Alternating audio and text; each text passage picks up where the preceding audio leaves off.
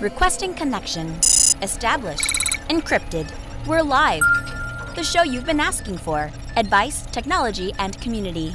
Linux first, all others second. This is Ask Noah.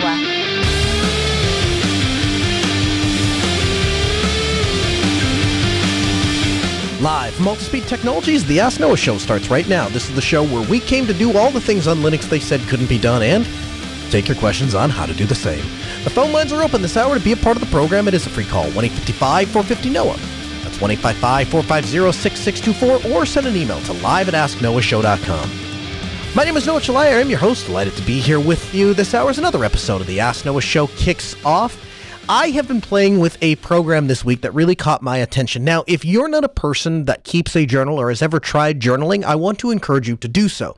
Up until recently, I've been using a program called Lifograph, and I really like Lifograph. I think it's a really great application that does a good job of keeping my my personal journal private, and it stores it in a very easy file format that I can just move around from machine to machine. But there are some shortcomings. The first is it doesn't really have a great, they tried to implement an organizational method, and I never really bought into it. Their way that you create chapters and sections and stuff like that, it was almost too complicated, to be honest with you.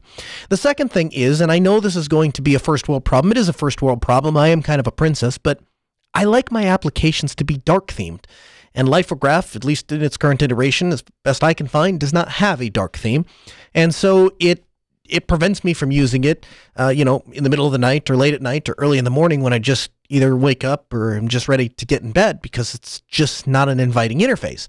Well, recently I came across a new application that has replaced journaling for me, and the chat room seems to agree that that dark theme is the win. Came across a new application for doing journals. It's called Mini Diary. You can learn more at minidiary.app. That's MINIDIARY.app.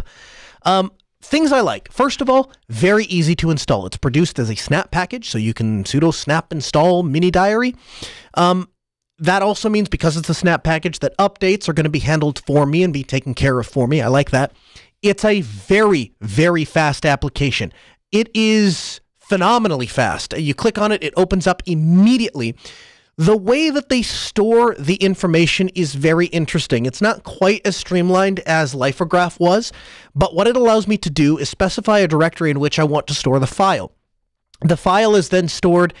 It takes over that directory and stores a minidiary.txt file, but the contents of minidiary.txt are in fact encrypted. Now, I am because it's a snap package and because of the confinement capabilities, there are some limitations. It doesn't allow me to save to a NAS, so I'm not able to save it over an NFS share. I couldn't find a way to save it over a Samba share, so that was a little bit disappointing. It would have been nice to be able to access that from multiple machines, but for what it is, I can appreciate it. I'm going to try to see if I can store it maybe on like a small removable flash drive and carry it around with me. The interface is stellar. Stellar, I tell you. It's just unbelievably good. You're presented with a simple UI with a calendar. By default, it's going to choose the current date. You have a simple text editor that you can just type away. Much like Sublime Text, much like CodeMD, much like a lot of the other text editors that are out there, it doesn't require any specific action to save. That means that every time you type, that content is written to the disk, and so I don't have to worry about, have I saved it? Can I close it? Is it still open? Did I have a bunch of stuff in there? Works phenomenally from that perspective. The other thing, this is, if you ever wondered when you hear me talk about privacy, online privacy, and privacy policies, if you've ever said to yourself, I wonder what Noah considers to be the best privacy policy. What does he really look for in a privacy policy? Mini Diary should be the example. Here is their privacy policy in its entirety, and the fact that I can read this on the air during a radio show should tell you how concise it is. Quote, the Mini Diary app website uses Phantom Analytics. Phantom Analytics is a website analytics software that tracks and reports aggregate website traffic without compromising your privacy. Fathom only reports on aggregates, so no information specific to the website visitor is ever tracked or recorded. You can opt out of Fathom software by enabling the Do Not Track in your browser settings. That's it. That's it. Oh, and then there's another addendum, desktop application. The mini diary desktop application does not collect any personal information. That's what you should see in a privacy policy. Hey, we don't want your information. We want to know how many people are visiting our website. We've done that in the most privacy respecting way that we possibly can. And if you don't want us to do that, here's the way to opt out of that. Fantastic privacy policy. They have light and dark themes. They support encryption. It supports basic text formatting, full text search, localization in multiple languages, statistics. You can import from various apps. You can export to various formats. You can export to PDF, Markdown, etc. There are so many applications that I come across that I'm like, I could take it or leave it. Mini Diary is here to stay for sure. If you haven't journaled before, if you're not a person that has tried this, I highly recommend it, particularly if you work in the tech space. Here's why. I have a very poor memory. Anybody that's worked with me for any length of time will tell you that Noah has the memory of a goldfish. And during the course of my day, almost all day long, I come across random little tidbits of information. Oh, that's how that works. Oh, that's how that works. Oh, I forgot that. Oh, this is where I can get that. I came across a Todoist Chrome app that not just the extension, but an actual Chrome app so that it can run, have its own desktop icon, so on and so forth. This is not search. I can't find it anywhere on Google, but I found it in an obscure forum post, and I just wanted to save that link. Oftentimes I have no place to dump that information, and I certainly have no way to go back and search. Hey, I remember a couple days ago, I was just looking at something like that. I wish I could remember where I saw that. I leave Mini Diary opened up on one of my third monitors, and as I come across information like that, I just start dumping it into Mini Diary. I don't pay attention to, I have to save it. I don't pay attention to categorizing it. All I do is just that day, everything I did that day gets recorded into Mini Diary. At any point in the future, I can just click on the day and I can go back through, well, here's what I did that day. I've also found it very beneficial from a health perspective, being able to keep track and kind of notate, hey, this is what, these are the hours that I work. These are the hours that I sleep. These are the times that I seem to have available to eat. These are the times that seem to work well for me to do community things and engage with the community and actually spend some time in our Telegram chat and communicate with the thousands of people that are in there. Those kinds of things stand out to me once you're actually writing them down and you can go back through.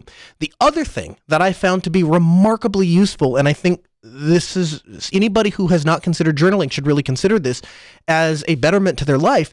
When you document what it is you do and what your daily process looks like, you start to see problems stand out. Hey, I spend a disproportional amount of my day doing X. I should solve that. How many times does that come up? Similarly, I have a new idea every 10 minutes, right? This could fix this, that could fix this. And so I buy random things or build random things. What I have found after using Mini Diary for a few weeks and documenting my life as I'm going through is that I can look back and say, yes, I spent X amount of dollars on that chair, that keyboard, that mouse, whatever it is. And it's fundamentally enabling me to get more work done because now I can do X, Y, and Z. And going through my diary and being able to look back and saying, oh yeah, that worked. Oh yeah, that happened. Yeah, look at all the times that I was able to make that work. Look at all the times that provided a benefit to me. That was really worth the money. This thing over here, I installed it once. I haven't once talked about it or noticed it or whatever. It doesn't make a single entry in my diary. That thing probably was a waste of money. And for, just doing show prep and just having the ability for somebody to ask, hey, you were at this client and didn't you do this or were you over here? Well, I remember some things about that day. Let me go through my diary and look. Let me see what I was doing. Let me see what commands I was running, what things I came across on the internet. Absolutely a fantastic habit if you ask me. Of course, the danger with it is from a data privacy standpoint, of course, you wouldn't want anybody else to ever get access to that data because it's personal in nature and very revealing about you as a person, so on and so forth. And so you want that information to be local. You don't want it synced around the internet. You want it to be private. You want it to be encrypted. And Mini Diary checks all of those boxes in spades. They don't sync anything. It doesn't touch the internet. It's just a nice little local file that lives on your computer that's encrypted. One of the best devices out there, only second to a stool. If you have a stool, that's a better device. But Mini Diary Second best thing that you could invest some money in. Again, open phones this hour, 855-450-NOAH. It's 1-855-450-6624. The email, live@asknoahshow.com. Another app I came across this week that I thought you might be interested in is Freeek. Freeek is a free audio encoder, or transcoder as it were, that's available for Mac OS, Linux, and Windows. They have 64-bit versions available for all of those operating systems. They do support dark mode on Windows and Mac OS. Best of my knowledge, they do not support dark mode on Linux. And what it allows you to do is it supports codecs, Opus, Apple Lossless, Monkey Audio, WavePack, many others. And you have the ability to transcode audio. So our producer actually uses it all the time to download YouTube videos and then convert those M4A YouTube videos into MP3s. Now, certainly you could do something similar with FFmpeg, or you could pull it into Audacity and do it, but having a dedicated encoder that's open source and specifically designed to preserve as much of the audio quality as you can and convert from one codec to another is a useful tool to have in the toolbox. It does support multi-channel audio, it supports managing multiple configurations, and it also supports log files. So if you have a problem with an audio file, and this is something I've run into more than once, where something doesn't work and I don't know why it doesn't work, so I have a difficult time troubleshooting the problem. Freeek is not going to be that program. I would invite you to check out both of those applications. I will have them linked in the show notes. You can get those at podcast.asknoahshow.com. We have some more information on the Earn It Act. We talked about that a few weeks ago. The Earn It Act is Congress's latest attempt to try to ban encryption. Now, they're not saying directly that they're going to ban encryption. They're going about it in a fairly sneaky way. To understand that, we look back to the 1990s. Congress passed several laws that shaped the internet, specifically Section 230 of the Communications Decency Act of 1996. Now, Section 230, in essence, says that online platforms such as providers, interactive computer services, mostly can't be held liable for the things that the users say and do on their platform.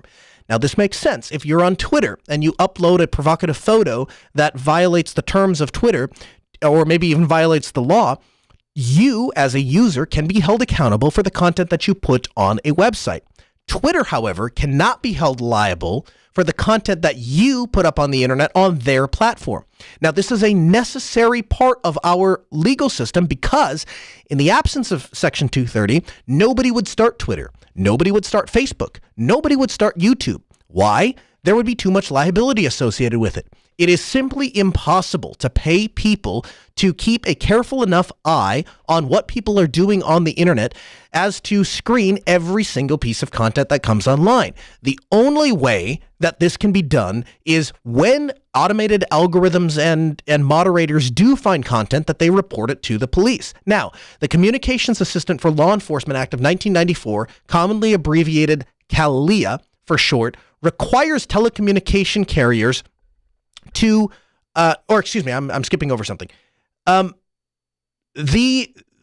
way that Section 230 is structured legally, it encourages companies who find explicit material on their site to report it to law enforcement. Now, when that occurs, the site itself is completely indemnified from being prosecuted and from civil lawsuits. And the idea here is that if these websites are cooperating by providing the evidence to police and preserving, which is now evidence, to the police, and then providing any evidence they can about the bad actors, we should not be going after the platform. We should be going after the individual people. Now, the Communication Assistance for Law Enforcement Act of 1994, abbreviated CALEA, requires telecommunication carriers, that is to say phone companies, so on and so forth, to make their networks wiretappable for law enforcement. Now, I understand up till this point why we have these laws in place, because the truth is, if you go to a judge and you make a case that somebody has violated the law and you wish to collect evidence on that person, you followed the warrant process, you've provided probable cause, a judge has signed a warrant saying that they have the authorization to do this, and now you've gone to the phone company and said, we would like to listen into this person's call. There is nothing wrong with that. That perfectly follows the legal system, and there is nothing about the Fourth Amendment that should provide for a shroud for illegal activity. If you're doing something illegal, you deserve to be arrested and put in jail. But there is a process to be followed.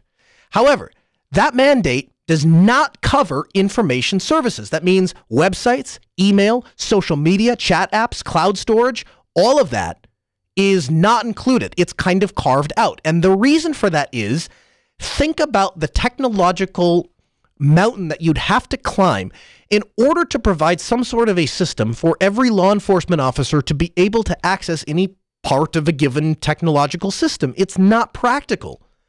It's not practical. When it comes to phones, they're simple and dumb enough that you can simply take a vampire tap and stab it through some wires, and now you've created a parallel electrical connection that can mimic the original electrical connection. But how do you plan to do that unless you have access to an individual user's, basically their switch or their hub? You'd have to have internal access to their network. And the only other way to go about doing that is compromise them on the back end.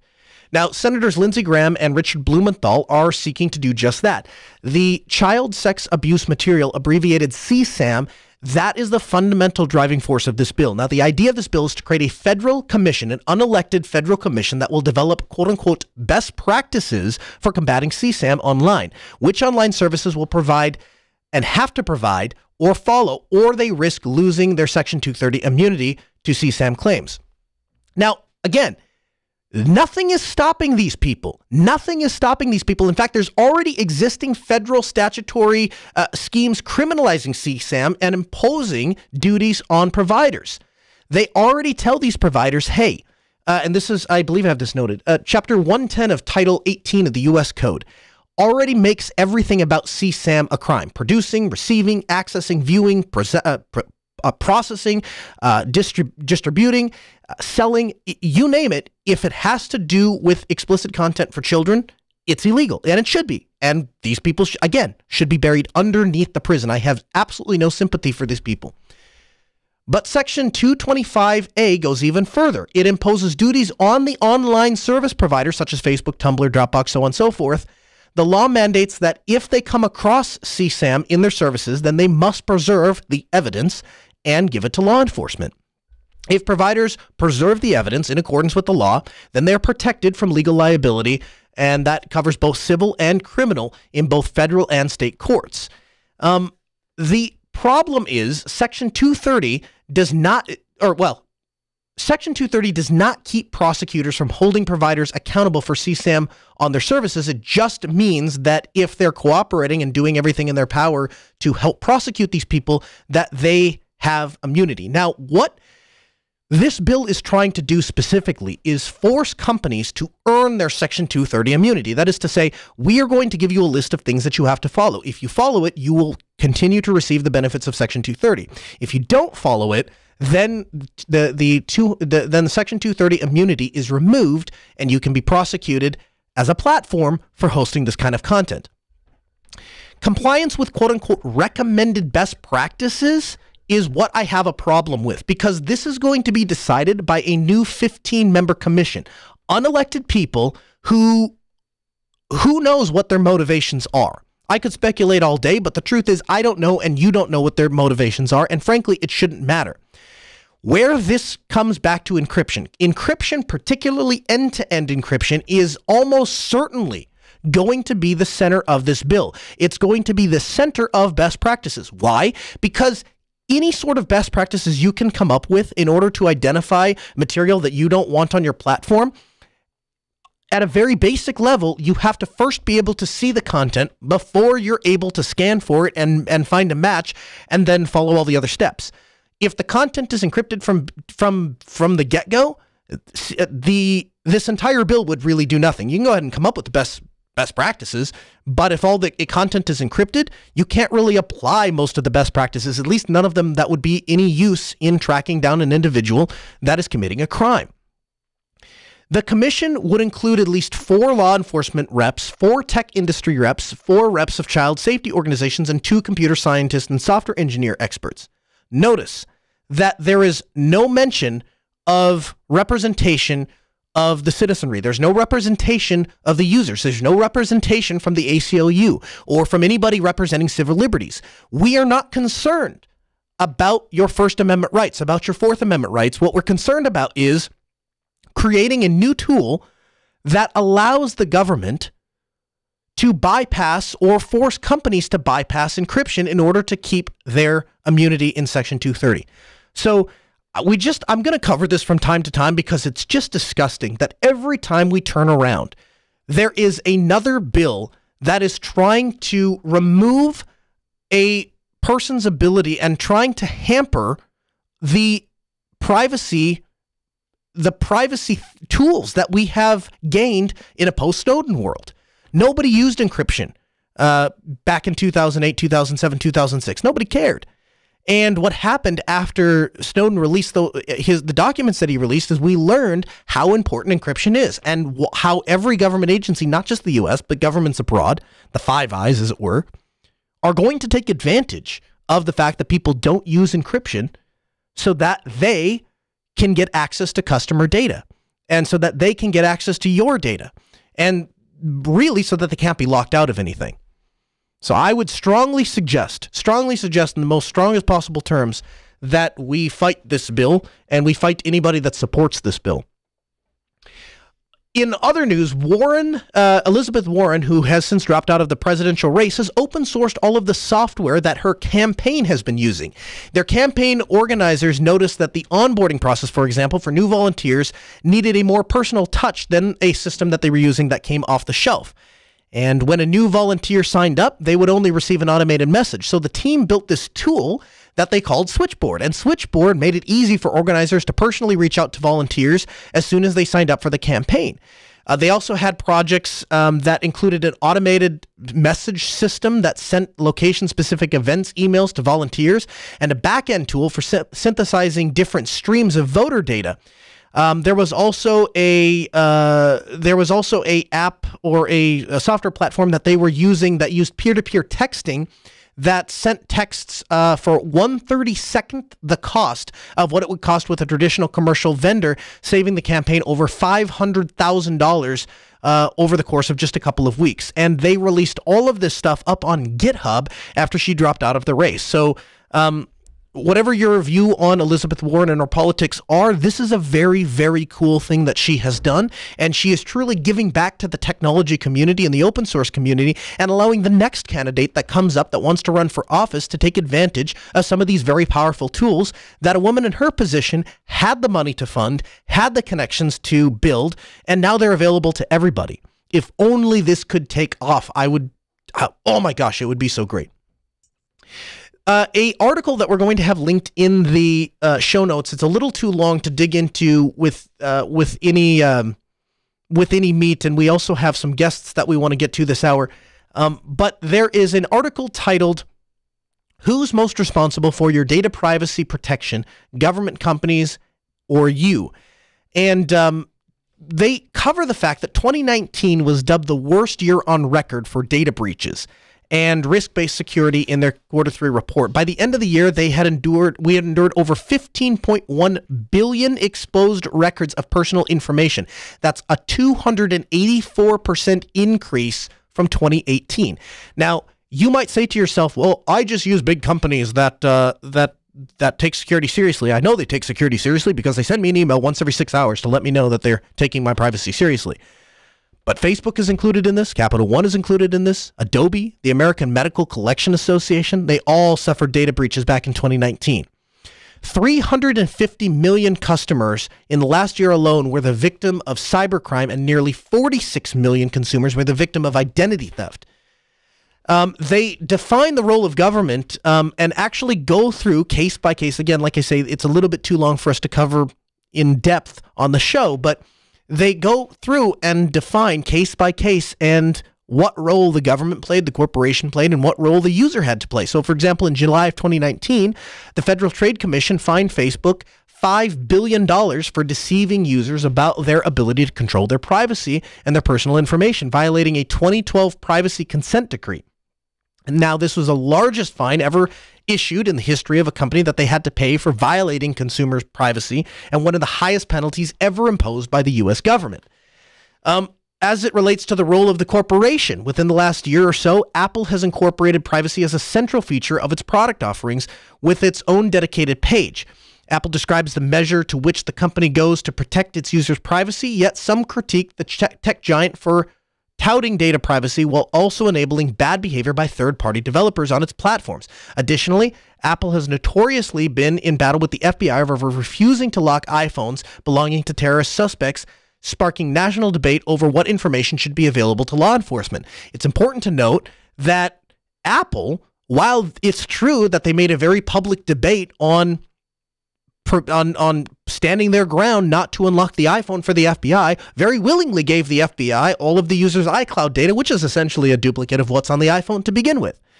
So all of these companies, big or small, have problems respecting users' privacy, partly because it's not popular to do it from a legal perspective, and also because it's very expensive. It's very cheap if you can offload the cost onto advertisers and have them sell the user data and use that to fund your model. So again, a rip and good read. If you have some spare time, I highly suggest you dig into it. If you take data security seriously, then you'll want to check this out. Our guests this hour is DagoRed and WarheadSE. They are two members of the Ask Noah community, literally been around since day one. One of the first groups of people that I had on the show. I meet up with them itself every single year, and we're going to be talking about some very interesting things. Essentially, what happened is a discussion broke out in the Telegram group this week. And if you're not a part of an interactive Telegram group, I highly suggest you join at telegram.asknoahshow.com. There is always a good discussion coming along. And WarheadSE asked a question. He came across a very obscure troubleshooting situation and asked in the chat room, hey, I figured this out. Does anybody else know? And a couple of people took a crack at it. I don't know if anybody actually ever figured it out. And DagoRed, who is an electrical engineer by trade and just an all-around great guy and a super enthusiastic Linux nerd, he and WarheadSE went back and forth a while trying to debate this issue. And they looped me in on the conversation, and I really didn't have any idea. And we got to the end of it, and I said, I would love it if you guys would come onto the show and talk about your problem-solving workflow.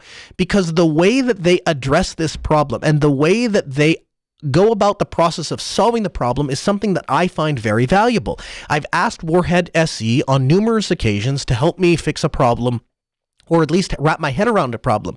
And he's very good at starting with, well, let's start with what you know, and let's figure the problem out from there. And as being a very intelligent guy himself, he's able to work through some very complicated problems. Now, I need to give you a little bit of basic information so that we can have this discussion, because these guys, they really like to talk it up. If you're not familiar with the OSI layers, we've not covered it on the show before, but I'm going to give you your 30-second tutorial on OSI layers. Layer 1 is the physical layer, and this is essentially the Ethernet cable between your computer, or between your network card and the switch. It's the physical layer that connects devices. Above that, we have layer 2, and that's the data link layer. This is what's preparing the data for transmission. And an example of a layer 2 device might be something like a switch. A layer 3 device is network, and it provides logical addressing. So this is where we get into things like routing, so on and so forth. Layer 4 is the transport layer that breaks the data stream into smaller segments and provides reliable and unreliable data delivery.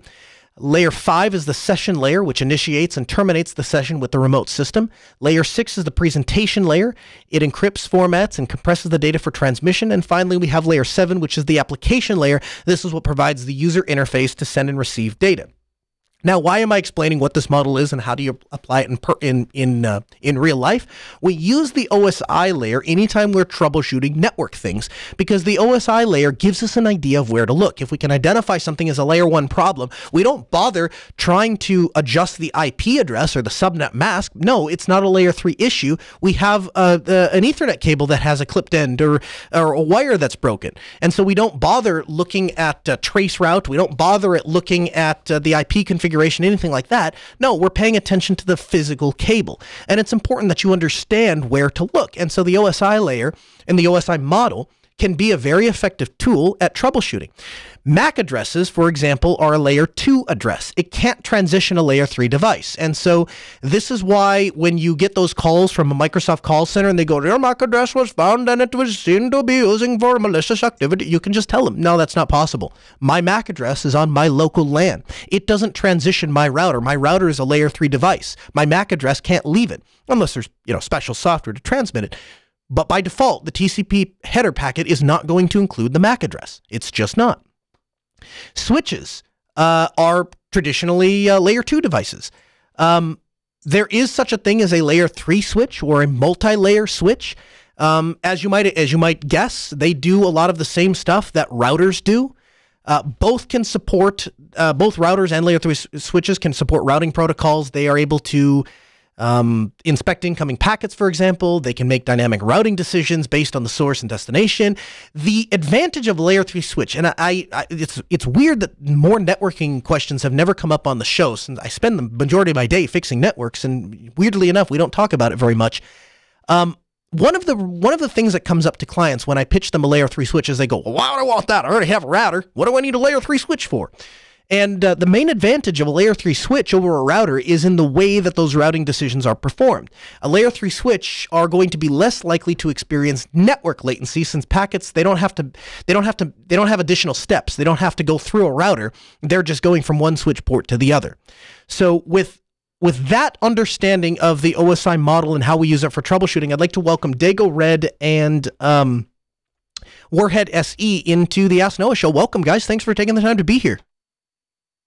Thank you. Hey, Noah. All right, so I want to start with this. DagoRed, you started this conversation off when we were talking the other day about problem solving. Talk to me about the art and nature of problem solving. It's a root cause analysis.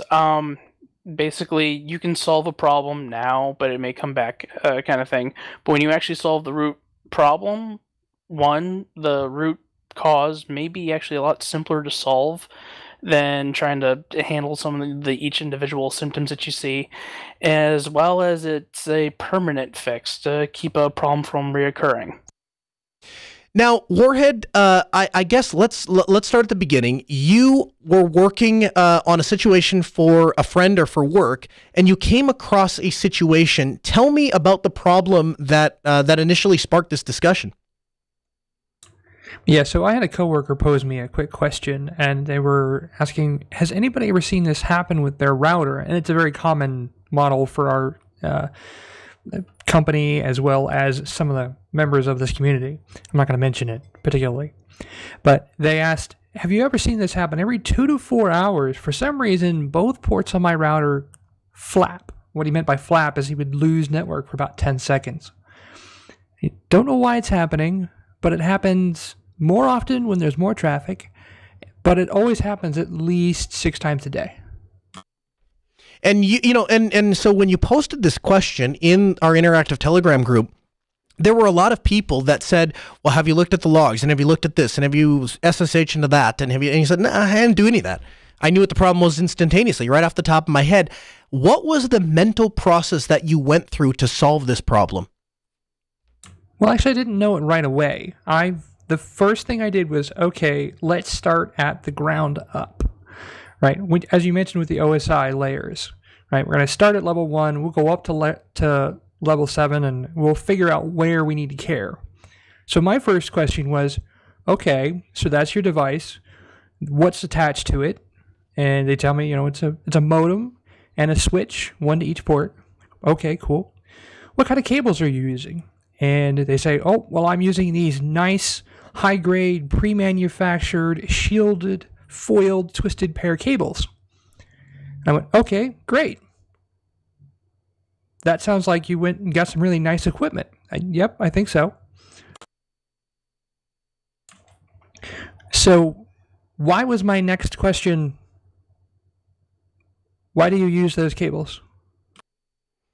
And I guess, Dago, if you want to jump in here, could you explain from an electrical perspective what was occurring? Well, I'll admit during that conversation initially I was trying to get caught up because I got kind of pinged out of the blue.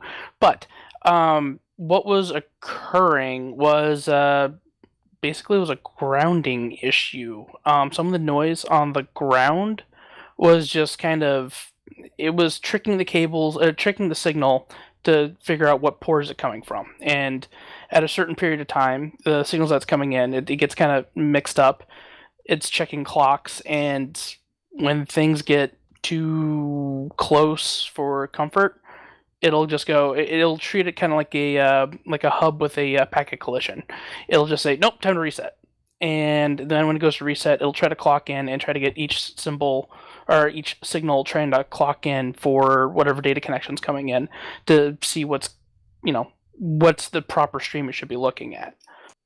Now, Warhead, when you first came across this problem, you had to dig into some information, you had to ask, but how did you eventually arrive at the conclusion? What did your troubleshooting process look like?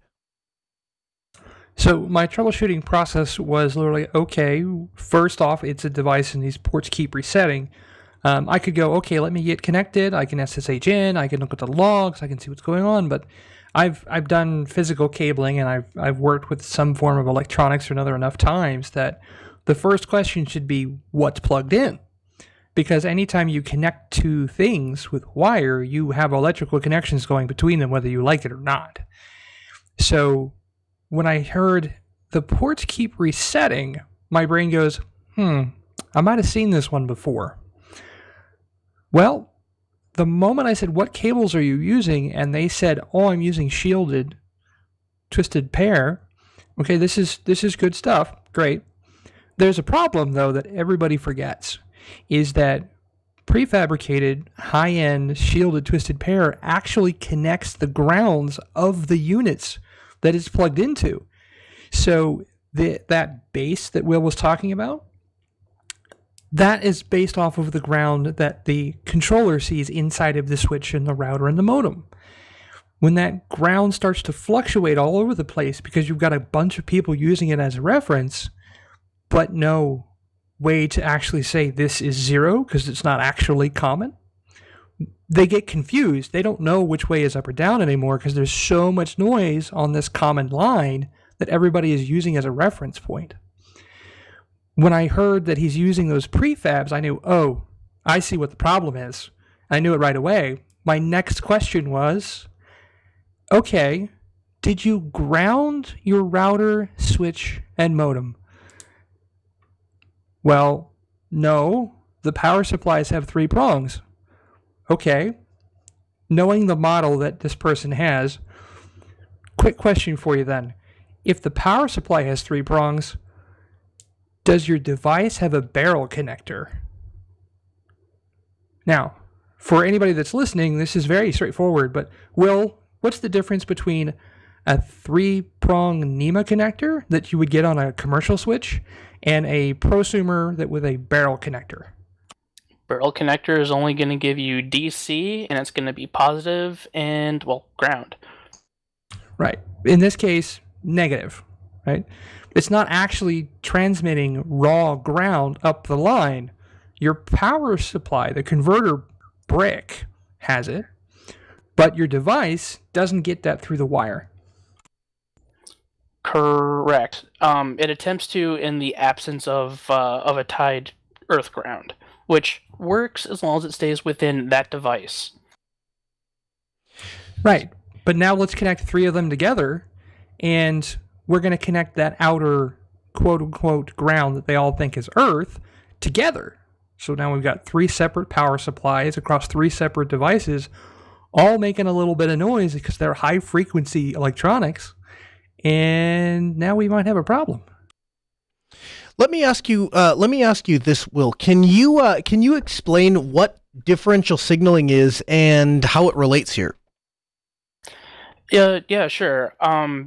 This particular issue was like on the shielding on the outside, but normally, and the recommendation to resolve the solution by Jason was to use an unshielded twisted pair that didn't have that ground plane. But normally we use differential signaling in terms of like the shielded, it's the twisted pair. The reason why they're in pairs is for differential signaling, which means that when you go to send a signal, one let's say the positive or like the in phase signal is going to be on one side, and then they basically invert the signal and send it down on the other. So when it goes down the wires and you introduce noise, you're going to see the noise the same on both wires. But when you go to combine the signal on the other side to bring it back into one, signal that you want to look at instead of like the inversion at the same time, essentially the noise cancels out and you get 2 times the actual signal coming in, as long as you have, or with zero actual gain on the amplifier, which turns out to be that you can send down long lines or in noisy environments inherently with the design to have a high common mode rejection ratio, which is just a fancy way of saying it removes the noise for you. So if I was to condense that down into English, it might sound something like this. We know there's a scientific principle that is true, that if I take a audio wave or a sound or any kind of wave, and I duplicate that wave and send it back against each other, the waves will cancel each other out. If you could somehow take the sound of a car and project that sound back exactly as it were back to the car, you would cancel the noise of the car out and you wouldn't hear it driving down the road.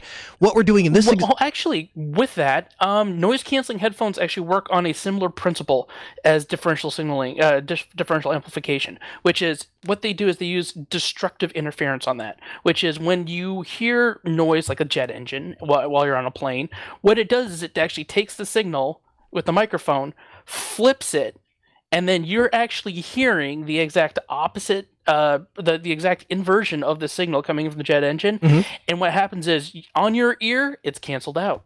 That is how noise canceling works.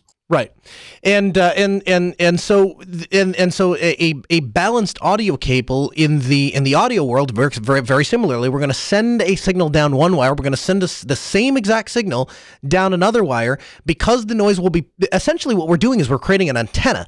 And so when we have a very long cable, we've created an antenna. An antenna will try to receive noise. If it can't get a radio station, it will pick up the nearest available electrical noise, which is typically the hum of an AC power source.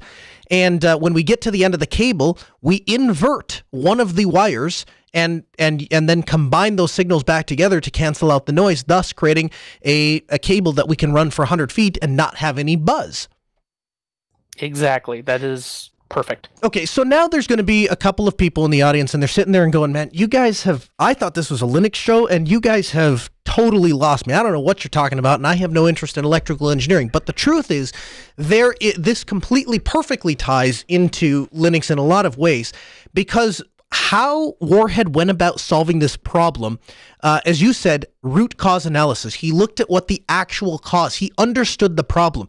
And too often in IT, and I have cleaned up enough after my competitors that I know this to be true. People will go into a facility or into an environment, and they will solve a problem just by treating the symptoms. Oh, that works. Oh, let's install this hack around or this cover up or whatever it is.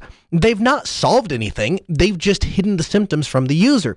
And as you and I were talking yesterday, and you said, no, the proper way to go about troubleshooting, the proper way to go about solving problems is to identify the root cause and terminate it. And of course, in order to effectively evaluate the root cause, know what it is, and know how to fix it, you have to have a personal bank of knowledge that you build up from experience and or reading and or education. And you have done this in the Linux world because you're an electrical engineer by trade, you're a Linux nerd by choice. You have done this, and you believe that a big part of that is getting away from Ubuntu.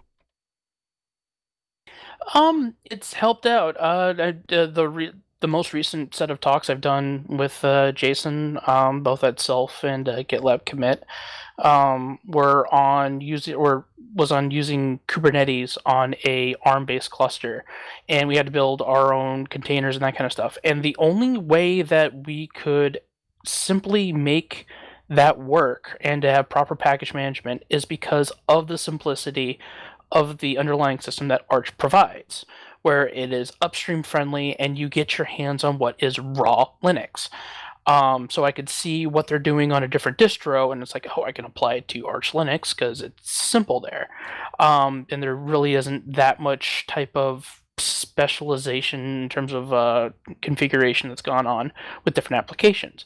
But it's that simplicity in the architecture and not necessarily in the install process that has opened up my ability to make containers smaller without having to use Docker, understanding what's actually going into them, and addressing concerns with both Kubernetes and containers just by understanding the process and simplifying it. When you just, because you see the moving parts, your life becomes a lot simpler, versus if you're using something like Ubuntu, you're normally going to be tied to that to like the installer and that process, which is good. You get to install it, and it's a good way for people to get their feet wet. But to really dive into the distro, sometimes it takes a little bit extra work, because there are some very talented people that made some choices to make it simpler that, unfortunately, if you didn't catch that memo, it will make your life harder trying to have it play nicer with other applications, other software. WarheadSE, let me ask you this. One of the things that initially drew us into an hour-long conversation over dinner one night was I asked you a very open-ended, very blunt question that I didn't expect a great answer from, and instead got one.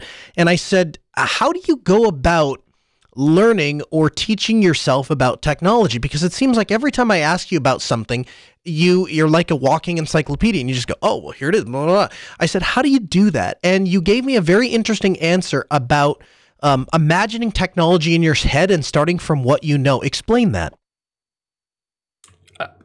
I'll try. That was some time ago, but I'll do my best to paraphrase what apparently is a solid memory for you. So the biggest thing that people have is when they approach something, they get daunted by how complex it is or how new it is to them or anything like that. The reality is everything is much simpler than it looks, but maybe not the entire thing is that simple when you look at it as a whole. Break things down based on what you do know. Make a few small assumptions, because you can always test those assumptions afterwards. I mean, don't do that with 240 volts, but if you're not sure if it's a driver problem or your display's wacky, well, you should be able to figure out whether or not it's your display pretty quickly, right? Just try a different display. That's not really that different when you're going, well, I have a laptop and I know on Windows it has 2 buttons, but on Linux it's only ever got 1. What's going on here? If you know that it's possible, then there's got to be something you're missing. Rule out everything you do know about and look into the things that you don't know about yet. You can use it to learn, or you can jump right in and get her fixed.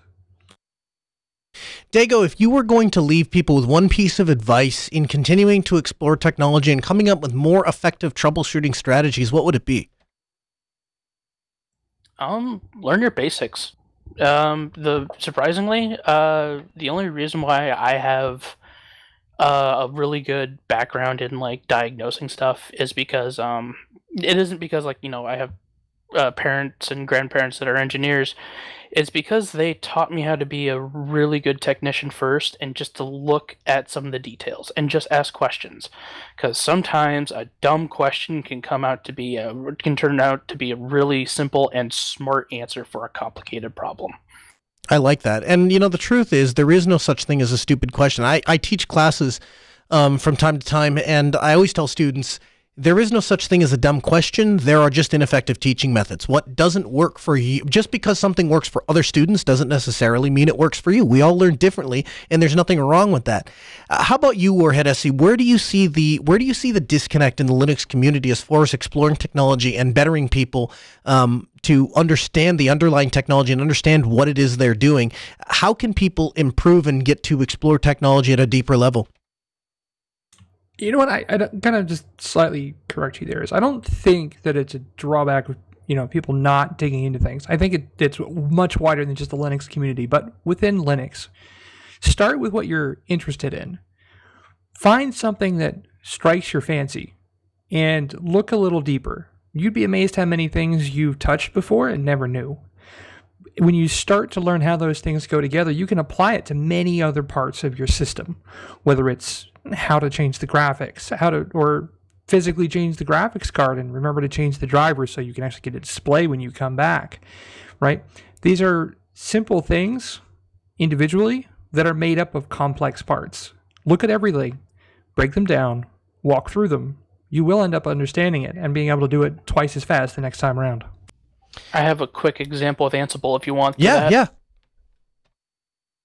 So when I was diving into Ansible, I started realizing after talking to Greg Koenigsberg when he came up to start the Ansible meetup, he started talking about how Red Hat just loves Ansible because it's just essentially SSH and Python.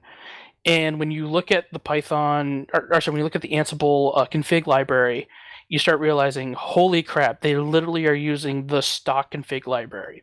And by learning and playing with the stock config library, I learned I can do all sorts of wonderful little tricks that makes my life easier for putting in variables. And I was like, oh, hey, I wonder if I can put in Jinja 2 variables and stuff like that. And I started getting into it, and literally how I started playing with Ansible was because I knew Python, and all the stock libraries I haven't dug into were over there. I dug into those and allowed me to write other applications with a better understanding of how to use like a config file even for it, just by looking at the root technology. And it goes to show that the simplicity, which is Python, we can download it, we can start playing with it right now, and you can go to the config library and start playing with it, and you're playing with the same exact tools that Red Hat is using for configuration management and making a ton of money off of it. Quick question for you. Echelon X in the chat room says, I get how sampling a frequency at a constant rate results in samples. I don't understand how it's reversed to determine the original frequency or waveform, especially since I would think sound waves contain many constantly changing frequencies and constantly changing amplitudes. How do you know what the next sample point to refer to a change in amplitude versus a change in frequency, or how many frequency on top of each other? That question I will answer in the chat, and it'll take some time because that's way beyond the scope of this. But in terms of like what we were talking about with the differential amplifier, that's literally all in the continuous wave analog domain, and literally it is just taking the signal and flipping it. You can sometimes take an op amp and just kind of change how it's being used to invert the other side of a signal. Poorly, but you can get a better understanding that way. DagoRed, WarheadSE, thank you so much for taking the time to join us on the program. We'll get you back real soon. All right, thank you. Thanks for having us. Yeah, we appreciate it. 1-855-450-NOAH, that's 855-450-6624. The email, live at AskNoahShow.com. If you'd like to read the question and you'd like to read the answer, I invite you to join us in our interactive chat room.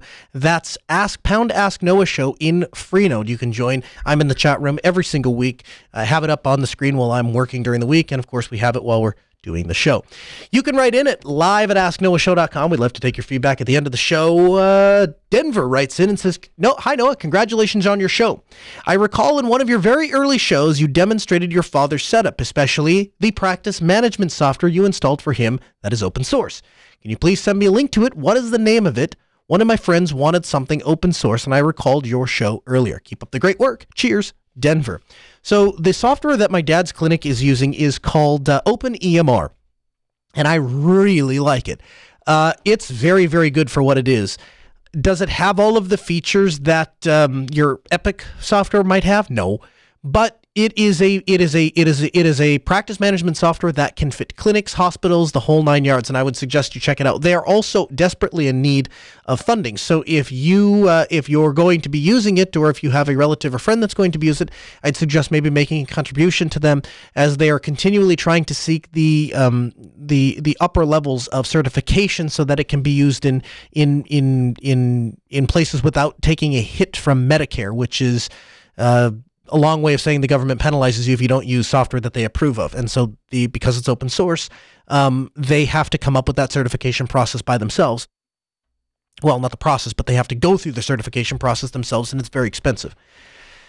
Graham writes in and says, I'm looking for an open source alternative to Skype so we can record interviews and stream them live. We currently use OBS to stream with an NDI plugin to capture guests from Skype. Do you have any suggestions? I have two. You could use Jitsi Meet, which is pretty popular. My new favorite for doing video chat is actually Matrix. I believe it's Matrix. Has a WebRTC plugin and allows you to just run it inside of a web browser. And the Mumble group and I have used that on occasion to add video to Mumble. and it works very well. But either Jitsi or some WebRTC solution, the open source one of that, I believe, would be called Matrix. And I would check that out and see what you think. Let's see here. Steven writes in and says, "Hello, Noah. As always, I enjoy listening to the show. It's a great service to the community. For the caller that was disabled and needed VNC capabilities, it appears that OpenSUSE installs the tools by default. It just needs them turned on in the remote admin tool. Tiger VNC is pre-installed, as is a remote desktop client. Thanks." Now, we paired that guy who called in and said that he needed some help with his VNC setup with an Ultispeed technician to get that set up for him, but I included this in the show because if there's anybody that is listening to the show and saying to themselves, I too would like to be able to have the ability to VNC into a particular computer. I wish I knew of an operating system or a distro that would be able to do that.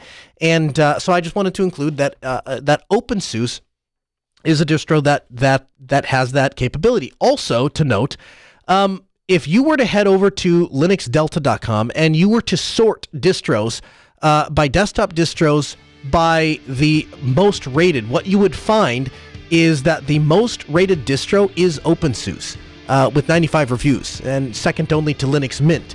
So what that tells me is, in the same way that when I see a product selling gangbusters on Amazon and it has 7,000 reviews or whatever, and I can discern from that particular product is the product that most people are buying and are happy with. By the same token, I can discern that the distro that most people in our community are happy with is OpenSUSE, and that makes me want to give it another shot. So I'm going to be doing that over the next week or so. Hey, have a great week, everyone. We'll see you back next Tuesday at 6 p.m. Central.